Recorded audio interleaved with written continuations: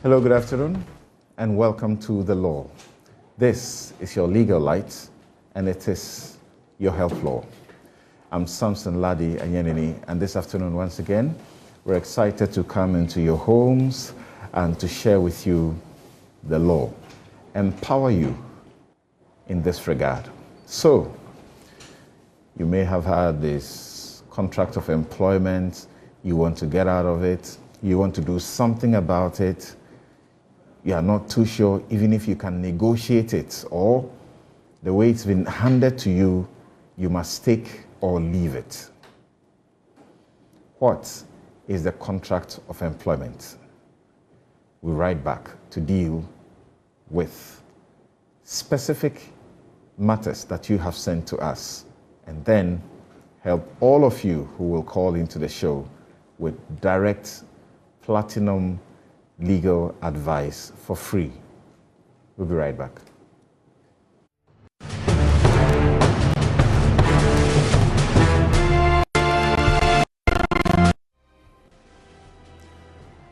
You're welcome back.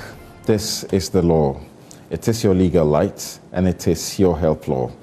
And as I indicated earlier, this afternoon, we bring you once again platinum legal advice, free of charge. You know, that's what we specialize in. And my guests this afternoon are Lamte A. Apan. He is managing partner, Prestige Partners. Thank you very much for making time to join us on The Law. Thank you, Samson. Great to have you. Also here is a man that you are so familiar with. Anytime we have had issues with industrial matters, labor matters, we have had the privilege of hosting him. He is the former executive secretary, right, of the National Labour Commission. He is Charles Bawadua. He is managing partner, Law Alert Group. Charles, thank you very much for making time to join us. Thank you, sir. Great. So let's go straight forward and look at the Law 101 for today. What are we learning? Here it is.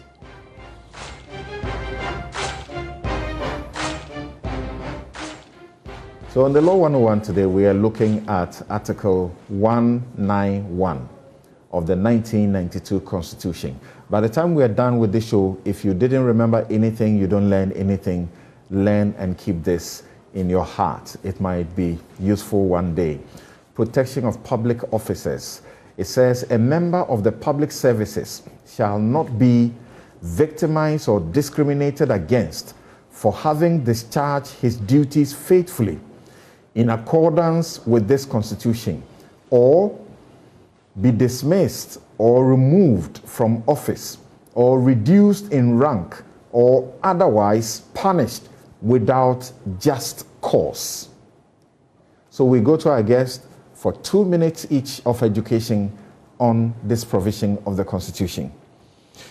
Charles, what does this mean? Because we all know that the contract of employment is not one of servitude. If I employ you, I can sack you anytime I want, for reason or for no reason. Well, that's a bit interesting. There are a lot of intricacies, but back to the constitutional provision. Right. You would note that the Constitution, as provided, specifically says public service. Right. So it's important to note that this provision relates only to public service.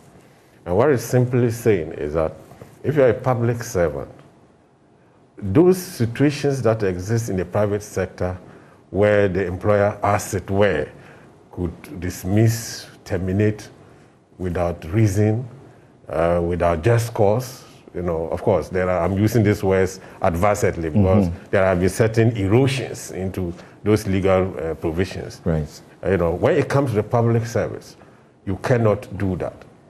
Let me say that this provision has been a subject matter of interpretation by the Supreme Court in the case of Theophilus Donko versus the Attorney General, where the Supreme Court was clear when it said that this provision means two things. One, that when it relates to public service, you can be removed using the procedure or the conditions provided for in your conditions of service, or just cause. So the Supreme Court broke it down.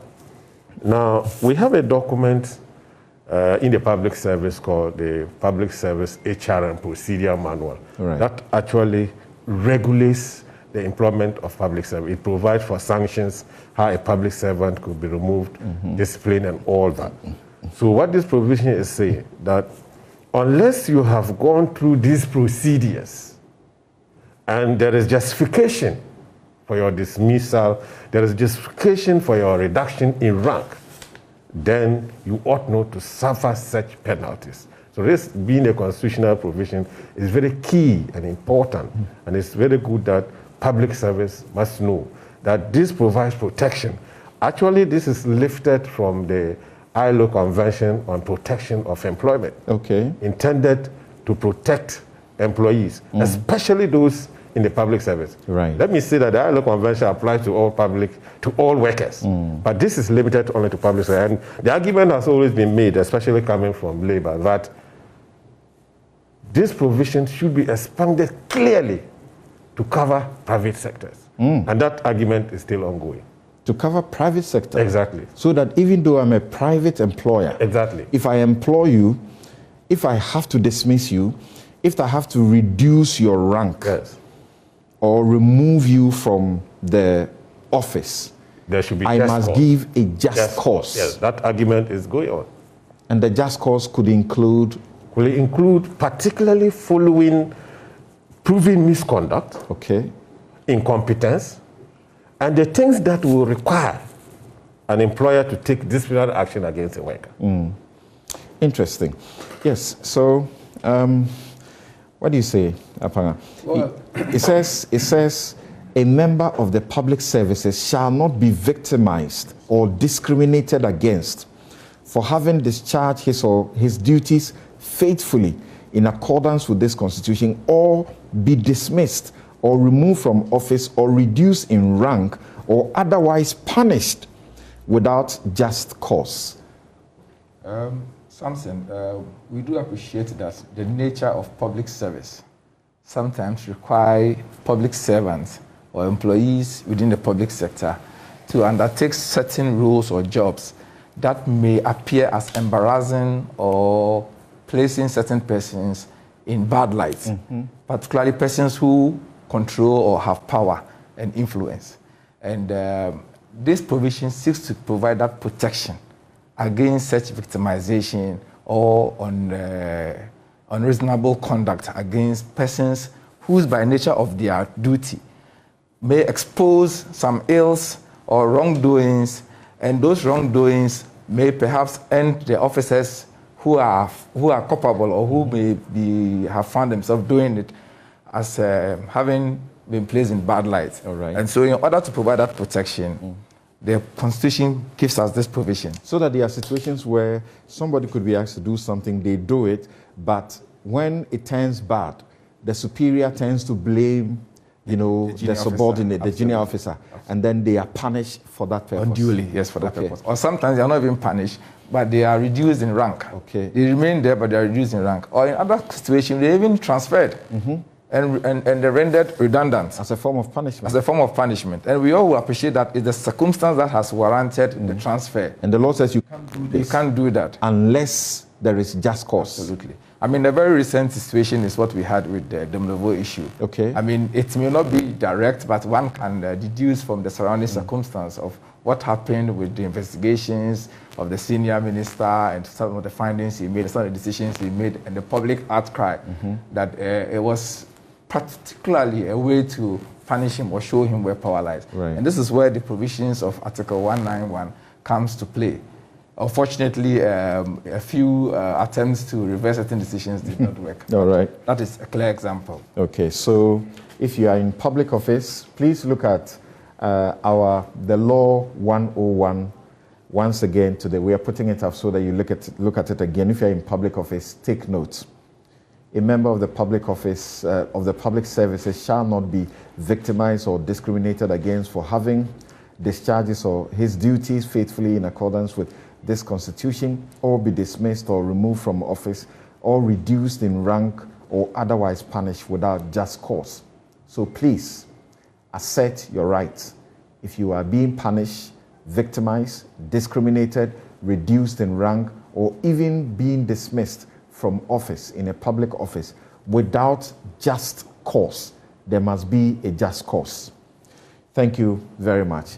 Now, let's move on to our case for today. We have two cases that were sent to us, but we are going to focus a lot more on one.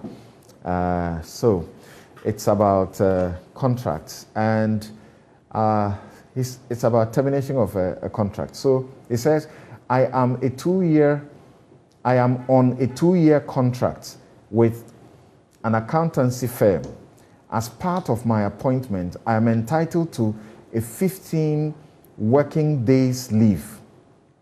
In the first year, I secured a 1-day leave to attend a funeral, another 4 days to attend my sister's marriage ceremony, and 1 day off when my residence got flooded. However, before the Christmas break, my boss told me that based on the leave days I took, which he granted, I am not serious with my work and is advising me to resign. In addition to that, he was ready to pay a month's salary for my resignation. I turned him down and assured him of my readiness to work with him, but he is still insisting that I resign. Please, does he have the right to terminate my contract, which has a year more to elapse? If he does that, am I entitled to any compensation? Right. So once again, you are to my immediate right, left. Yes, what do you say? Well, it's an interesting scenario. Right. The situation calls upon us to discuss the law on termination of employment contracts. Right. And leave for that matter. The particular affected worker is saying that he has a 2-year contract. He has gone a few days out of work with the permission of the employer. That's right. That is very key. Okay. With the permission of the employer. That means that there is contract. Mm-hmm. And let me say that employment law or industrial relation practice is all about agreement. It's fundamentally the law of contract. Okay. So that what the parties agree is what must be carried out by both the employer and the employee. Now, so if per the contract, a certain number of days leave has been given, the employee applies for 1 day off to undertake one assignment, 4 days off to take this, and these were agreed by the employer. Mm-hmm. The employer cannot now use that as a basis for terminating the employment of the employee. That will be in violation of the contract. If the contract did not permit it, nonetheless, the employer agreed,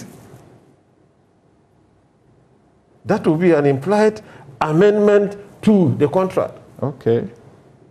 Because the employer agreed. The fundamental thing is that there should be agreement. Okay. So once there is agreement, it is not a basis for termination. You can take it out of the number of days leave that the worker is entitled to. And by law, every worker is entitled to at least 15 days working, 15 days leave. All right. Per year. Every worker by law. So if there was agreement based on which these leave days, 1 day off for that assignment, 4 days off for another, the employer cannot, and I have said already, use that as a basis for terminating. Okay. Now, if he does, the worker is entitled to claim compensation. Yeah, that's the question he asked. Exactly. And this worker's name, we're not putting all of it in out there. We call him Rich. In fact, he's Rich something. So we use his name Rich. And there are other details that he sent us that reveal, you know, his identity regarding the place he's working and all of that. But for good reason, we have redacted the information. Yeah. Right. But you see also, the worker also should be mindful that the relationship is for the good of both parties. It's a mutual relationship. So that if you keep taking day out in an unorganized manner, it has the potency to disorganize the employer. And so if you look at the law, particularly 27 of the Act, the Labor Act, it requires that every workplace should have a leave schedule, which should be published at least 30 days to the day every worker is supposed to go on leave, so that you know that in this year, I'm supposed to go on leave in June. I'm supposed to go on leave in August. So that list must be there. Every workplace must have a leave schedule. And it should be published. It should be published. 30 days. Exactly. To the leave. 30 days.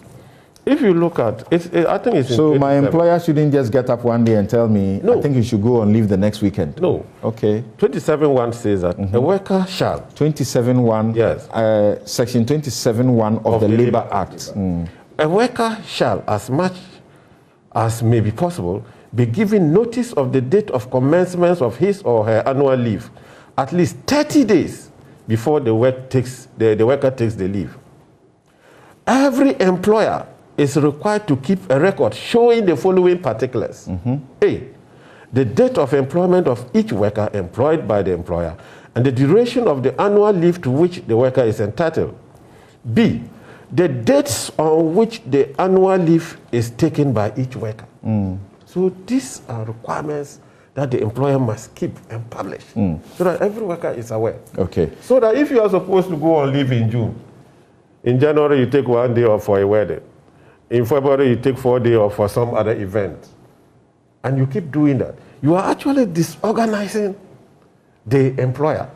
And that may be a reason for you having some difficulties with the employer, and thereby kind of putting misunderstanding within the relationship, which ought to be a mutual one for the good of both the employer and employee. All right. So you hold it on there. There are other aspects where he says the employer is saying he should resign. He's so serious. He should resign, or rather, and then he'll take a month's salary instead. We'll come to that and know what else can be done. Yes, Lamte, what do you say? Yes, Samson. Every employment is a contractual relationship between the employee and the employer, governed by the terms and conditions of the employment agreement, whether written or oral. It is required that it should be written. However, even if it's not written, it's governed by the terms and conditions that the parties agree on. Then the Labor Act also provides overriding regulation on the nature of the relationship between the worker and the employer. Now, the employee entitlement to leave is enshrined in the Labor Act. It is a right that the employee has. And so the employer cannot withdraw that right. But as my brother has said earlier on, there should be regulation.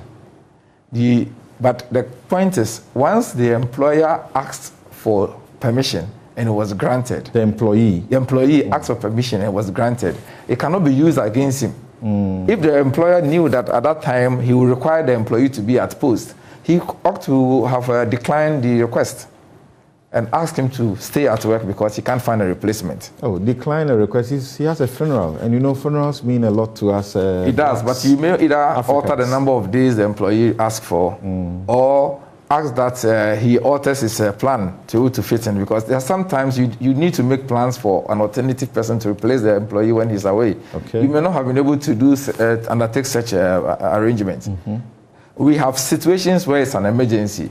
We have situations where there are sick leaves, there are emergency leaves, or situations where we call them where there's a loss of a father or a relative or a close relative. And then you may have to take an emergency leave. That you can understand. But one of the facts he gave is that he took leave to attend his sister's wedding. That was just for 1 day. For 1 day. Yes. It was the funeral that he attended for 4 days. But even 1 day for the employer side, also is equally important because productivity must be ensured. He cannot have that day off and then obviously you'll be paid for that day. Meanwhile, you're not working. So it is a win-win relationship that is regulated by law. The employer cannot turn around having granted the request for the employee to take those days off and turn around and say that, no, you are not serious. Second issue is that you do not tell the employee to resign based on the fact that he's taking certain days off.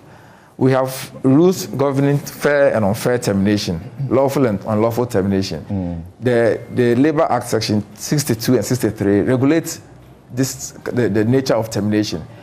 If you intend to terminate, you can, but then the Labor Act provides certain provisions and certain requirements. One of the requirements you need to do is not to use the person's leave as an excuse to say that you can't be at work, that you are being asked to leave, and then he's being compelled to resign, more or less being compelled to resign. This is a situation where you can say there's some amount of constructive dismissal. Okay. Because in this case, he's been asked to resign. It is not his willingness to leave. Okay, so let's pause there. Yes. Guys, explain, what is constructive dismissal? Okay. We hear you, the lawyer, say it a lot, constructive dismissal. Okay. I have taken 1 day for a wedding and 4 days for, is it 4 days for a marriage and 1 day for a wedding? Yes. And you say whatever, I should leave. What is constructive dismissal about it? Okay, so generally termination is when one party informs the other party that I'm unable to work again. Whatever the reasons are, we'll leave that out. Once you inform me in writing that you're unable to work again, that is it. Okay. But where the employer put in certain conditions and situations that require that the employee cannot continue to work anymore, is compelled more or less to leave the workplace. Okay. Is compelled to resign. Is compelled to terminate. Frustrates you from working. Okay. Withdraw resources that you're supposed to work with, take you out of the office and place you in a place where you are redundant, makes the condition of work such a way that you don't feel welcome as part of the team. Some people, their offices are even locked up. Exactly. You can't access your office, the computers you work with has been taken away, passwords changed and you can't access information, or you are even denied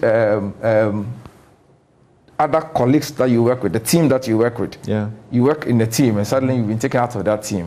All that situation could amount to constructive termination. Constructive termination. Meaning, I didn't get up to leave myself. Yes. I can still say it is my employer who has brought my work to an end. Yes. Even though he didn't specifically write to say, go away. Absolutely. Charles, what would you want to add to that? Constructive termination. My colleague has vividly explained what it means. Clearly, it's a situation whereby circumstances have been created by the employer to make it impossible for the employee to work. Okay. In such a situation, the employee can himself actually write to say that I'm going and take action against the employer for constructive dismissal. I see. Because you have behaved in a manner such that I am unable to work. You have evinced an intention not to work with me, even though you have not expressly, whether oral or in writing, stated that, please, your employment is terminated or you have been dismissed. Your conduct shows that you no longer want to work with me. Yeah, so I'm the one now writing to say, well, because you have done A, B, C, D, I'm going, I don't want to work anymore. Exactly. It's just like normal case where I resign. When I resign, I'm not, entitled for you to do so much to me. So why is it that in this case, I resign and yet I'm entitled to some compensation and can take you to court? Yes, this is even provided for by the Act. Okay. If you read section 63, subsection 4, it says that a worker's employment is terminated unfairly if the only, then it comes to the relevant section, it says that the worker terminates the contract of employment, right? A, because of ill treatment of the worker by the employer, having regard to the circumstances of the case. Okay. So the employer actually takes a pen, writes to the employee, takes a pen, rise to the employer and say that I am Guys, going. zoom your camera on this law. Yes. I want the IGP to arrest this man. See what he has done to the book. The whole law, he's torn it into shreds. What is this? It is evidence of the extent to which this law has and been inside it, he has annotated every section of it. Okay, so yeah, so you were making that point about Rich and what he may be entitled. Yes. So if the employer continues to harass him with not being serious, he should resign, it may get to a point where working with the employer become difficult. So he'll be compelled to resign. But if he resigns, he would have basis in law to make a case of constructive dismissal against his employer. Okay. Because in this situation, it was the employer who actually asked him to resign. Resignation must be voluntary. Okay. Resignation must be voluntary. The employee must have decided that I cannot work anymore. And based on the terms and conditions of the agreement, whether to give 1 month notice or in lieu of that pay 1 month's salary, he resigns. And then he serves notice, hands over gently and go. But in this situation where he's being told that to resign, and he's been reminded several times that he has to resign, he can go ahead and resign because sometimes it's difficult to continue working. When the conditions of work is not convenient and it's not comfortable, you can't continue coming to work and having this harassment. Okay. I had asked that earlier, but we know, and you educate us often, and you say that the contract of employment is not one of servitude. So the employer has the right to decide that I don't want to have you in my place anymore. In the same way that the employee can get up one day and say, look, I'm fed up with this place, I'm gone. So why should the circumstances change? Well, you see, let me say that the principle of law that you have enunciated to the effect that the employment relation is not one of servitude. It's often added about of service. Okay. And so either party is entitled to walk their way. Well, that was the position of the law, but legislation has come in to regulate that. The effect of the labor law partly was supposed to protect the employee, because it's clear that in certain economic circumstances, and especially in Ghana, for example, where employment is very scarce and difficult to come by, some employers have abused this right to terminate without reason and for no cause. And so legislation was made by reason of Section 651, providing in Section 15 the grounds for termination of employment. Okay. And the grounds include mutual agreement, incompetence, ill health, gross misconduct. So what it means then is that these are the grounds based on which an employment contract can be terminated. All right. In the absence of that, you will now have unfair termination coming in. However, there is a recent decision by the Supreme Court in the case of Georgia Pass versus, I think, Ghana Commercial Bank, in which the court explained what Section 15 meant. The court is saying this, and listeners should listen carefully because this is important, an important area. Where in your contract of employment there is a provision allowing either party to terminate by giving 1 month's notice or salary in lieu of notice, and one party decides to trigger that provision, then you cannot make a claim for unfair termination because it is merely an application of the terms that you have agreed upon by mutual agreement.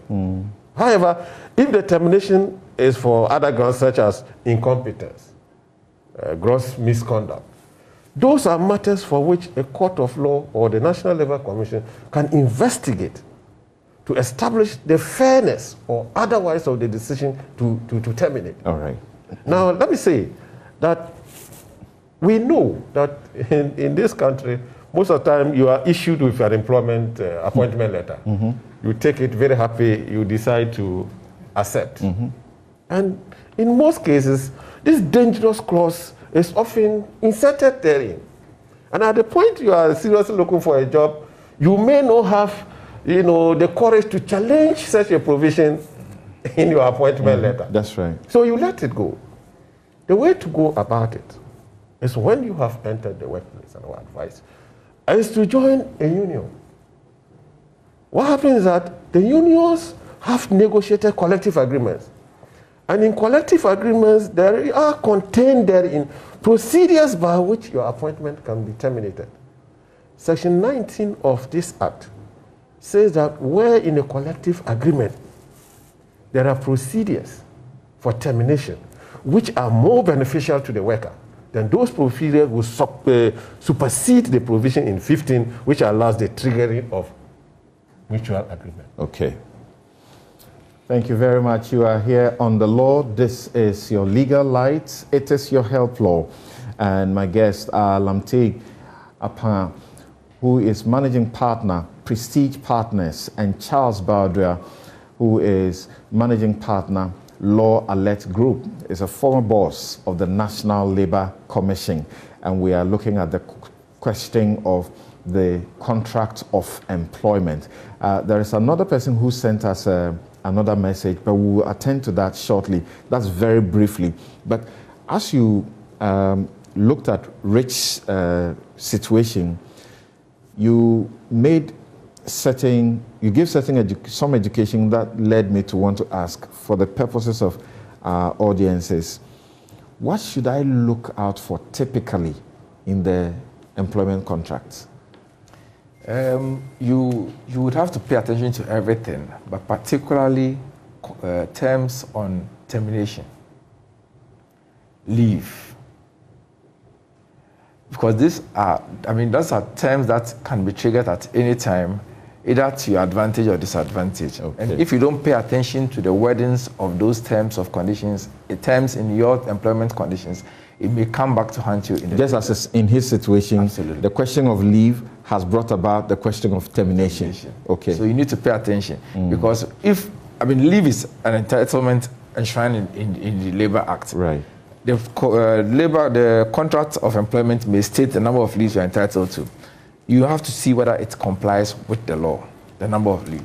And so what is given me by my employer in the terms of contract must comply with what the Labour Act says. Absolutely. You can be given more, but not less. The Labour law, be giving more than 15 days, absolutely, but not less than 15 as the law says. As the law says. Okay. So you are entitled to 15 minimum working days in the Labour law. If your employer, based on the nature of your work and the nature of his business, 15 minimum working days of leave. Of leave. Okay. Yes. Minus weekends, minus holidays.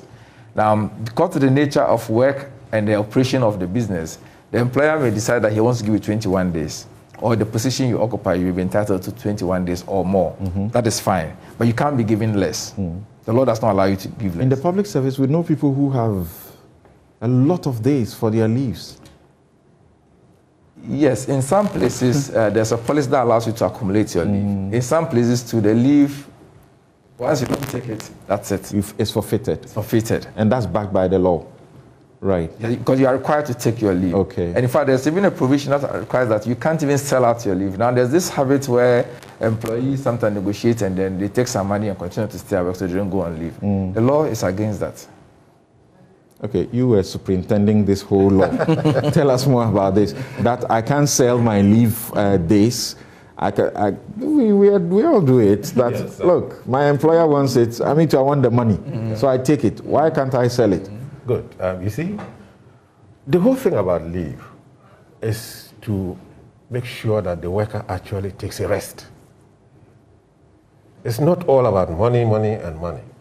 The worker needs a rest to be strong, to be active, to be healthy, to be able to continue to work. Rejuvenate. Rejuvenate. And so the law says that any agreement to forgo leave is void.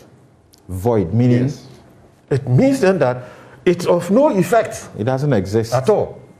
Okay. Any agreement to forgo leave is void. I think it's section 21 So in some other terms, for those of you watching us, it means it's unlawful. It is unlawful. It means it hasn't happened at all. Exactly. So and this provision has been the subject matter of interpretation by our courts also, in the case of ADRA and ECD. Okay. Where the court, in the opinion of the court said that, look, that is what it means. It means that an agreement to forgo your leave is invalid. However, the court said that where it is shown, in most of this kind of agreement, the employee agrees to take money. The court said where it is shown that the employer actually prevented the employee from going on leave because of the exigencies of the workplace, then even though the law says the agreement is void, the employee is entitled to claim compensation, because it will not be right to use the employee, and when he's seeking compensation, you flag the Labor Act and say, look, all that we were doing was illegal. Okay. So that is the view taken by the court. Thank you very much. So you said we should pay attention to the terms of leave and the terms of termination. Yes. How either party can terminate the contract. Well, in most employment contracts, it will be stated clearly that either party can terminate by giving 1 month notice, or in lieu of that, 1 month salary. Okay. Simple as it is, without giving the basis for termination. Okay. And so once there is a term there that allows either party to terminate, you, the employee, can resign by giving 1 month notice. You have fulfilled the requirements of the term. Likewise, the employer. That is why the employer is not required by law to provide reasons for termination.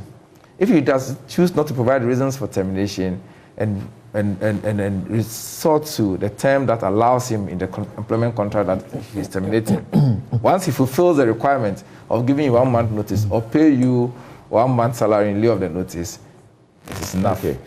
So many times employees have been under the impression that it is only the employer who, when he doesn't give you the 1 month notice, must give you your month's salary, but not the other way around. If you two decide to get out of the employment, as it were, unceremoniously, or very unceremonious means there's no notice. You give a notice, you don't give a notice and you want to go immediately, you must also pay the employer 1 month's salary. Yes. Oh, really? Yes. Employees, we don't have money. Oh. You are required to, or else you forfeit your salary for that month. Okay. Yes. Okay. So we want to take a quick break and return and then hear from our viewers as well. But there's something small we will also get your views on. So Rich should do what? He's being asked to resign. He doesn't want to resign. His boss says he should go. What should he do immediately? My first advice is that he should get his boss to put it in writing. Because you see, he needs evidence to prove that his boss compelled him to resign. Okay. What he has told us so far are oral conversations between him and his boss. Right. It is difficult sometimes to prove oral conversations in court. He needs some evidence. Yeah. So either he finds a way to send an email to the boss to confirm it, or the boss send a memo or some amount of written evidence. He's gathering evidence. Absolutely. Okay. So that if it continues and at some point he's compelled to resign, he can use that as a basis to justify his claim for constructive dismissal. Okay. Yes, Charles. Yeah, so I was just, we're talking about what should be contained in an employment contract. Right. Often we didn't look at this, but it's important. There's a certain minimum information that must be provided by law. Okay. So if you go to the schedule to the Act, the name of the employer must be there, the name of the employee must be there, the date of first appointment. You are employed as your job title should be there. Your date, method, and intervals of pay. When should you be paid? They should all be contained. Your hours of work must be clearly indicated. Your periods of holidays and details of holiday pay must be clearly shown.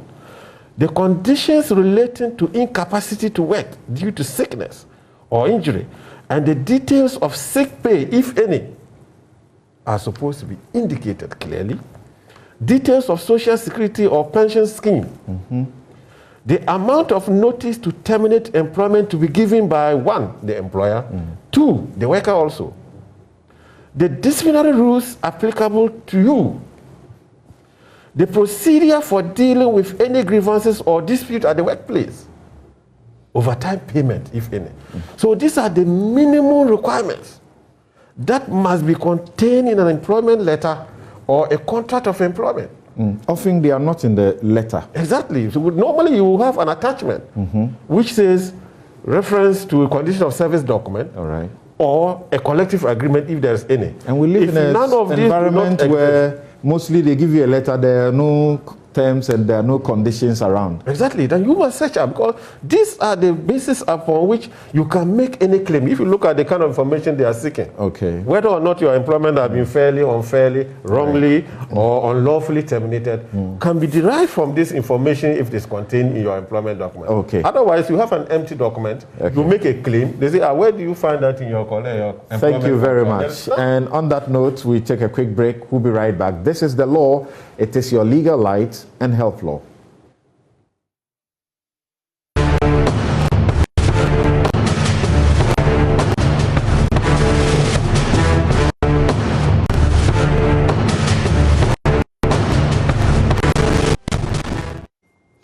You're welcome back. This is The Law. It's your legal lights. It's your health law. My guests are Lamte A. Apanga, who is Managing Partner, Prestige Partners, and Charles Baldua, who is Managing Partner, Law Alert Group, and he's the former boss of the National Labour Commission. We have looked at Rich's situation and pieces of advice giving. We are fortunate, lucky, privileged to have them agree to join us again next week to do a part 2. So I'll plead with you. We can hold on with your questions, put them nicely together, plan them well, and then next week we'll do a second part and go into other aspects. There are some of you who have sent us messages. Some of you have asked us to look at the question of contracting restraint of trade. You are going into an employment and they say you can't do anything apart from this. Meanwhile, you feel that the kind of service you want to provide, you could do it for another place and also earn some money. How do you navigate that situation? There are those who have asked, what about undue influence in the negotiation process? Undue influence.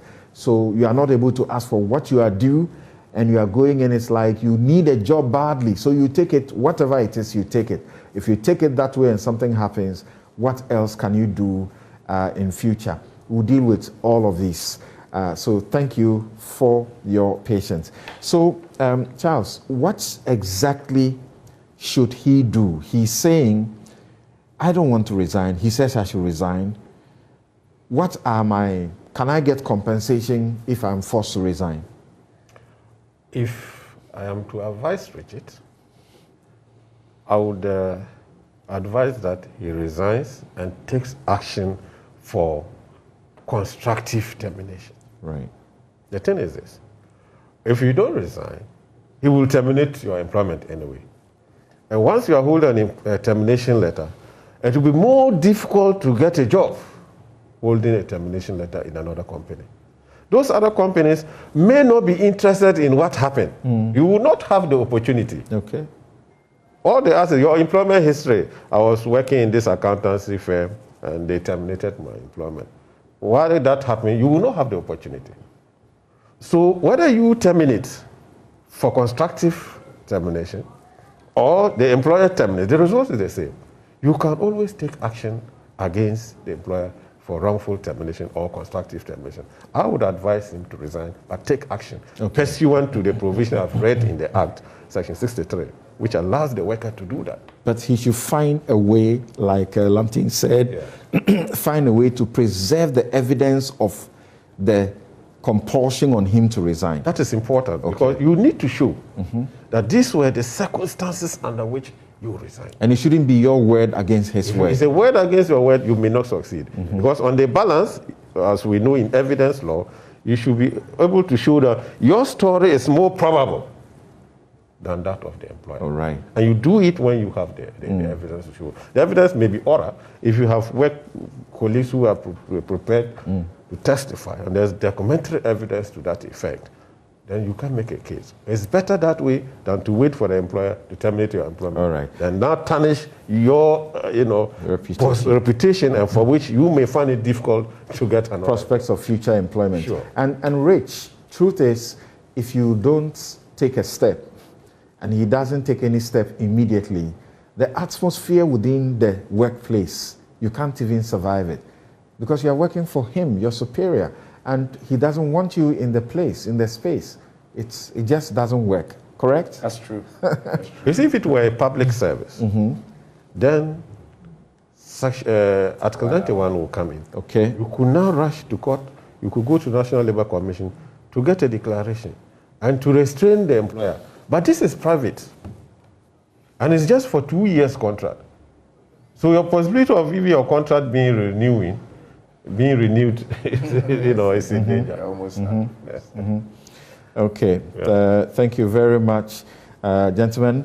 Well, we have the next other issue that was brought to us, but we think that we can safely preserve it for the next session. There's a colleague lawyer who also sends a message which is critical I want to share. He says, employment contract is a special kind of contract which labor laws have made specific inroads to protect the employee.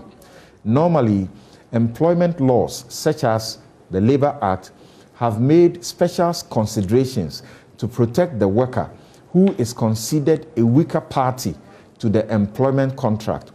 Employers must be careful with the terms of the employment contract in order not to contradict the act to their own detriment. You said they should ensure that what they are seeing in the terms complies with the act. So this is what Ernest is advising. It says again, employers should be careful to ensure they meet the minimum provisions of the Labor Act because the courts or the National Labour Commission is likely to favor the employee in any dispute. So to employers, don't even wait for the employee to point out things to you and insist on things. For your own good, make sure the terms you are giving to the employee meet the minimum requirements of the Labor Act. It's for your own good.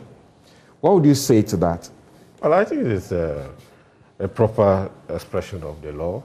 There is no doubt the fact that the employee is the weaker partner in this relationship. Right. It is for that reason that legislation has been made to, first of all, protect the employee from abuse by the employer and to provide minimums. And let's be very clear that what is in the Labor Act are minimums and not maximums. All right. So you can have conditions that are more beneficial to the employee in your contract of employment. We gave the example of leave. The minimum, the law says, a minimum of 15 days. You can give 30 days.